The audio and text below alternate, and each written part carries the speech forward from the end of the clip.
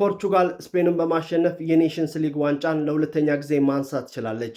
ክርስቲያኖ ሮናልዶም ከሀገሩ ፖርቹጋል ጋር በ40 ዓመቱ ሌላ አዲስ ታሪክን መጻፍ ችሏል። በጨዋታው ላይም የአቻነት ጎሏን ከማስቆጠሩም በላይ በ40 ዓመቱ ለሀገሩ ፖርቹጋል ወሳኝ መሆኑን አሳይቷል። በሌላ በኩል በፖርቹጋል ሳይድ እጅግ በጣም ድንቅ ሆኖ ያመሸው የፓሪስ ሰን ጀርሜው የግራ ተመላላሽ ኑኖ ሜንዴዝ ነበር።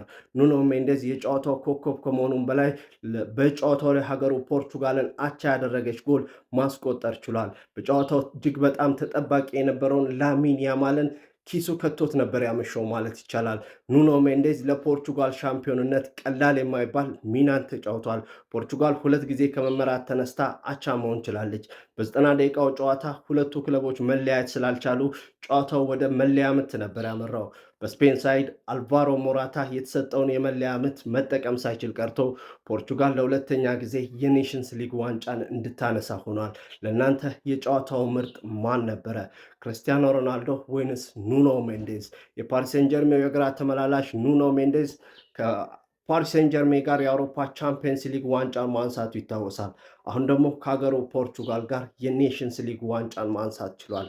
በጨዋታው ድንቅ የነበረው ኑኖ ሜንዴዝ ሀገሩ ፖርቹጋልን የኔሽንስ ሊግ ዋንጫን እንድታነሳ አድርጓል።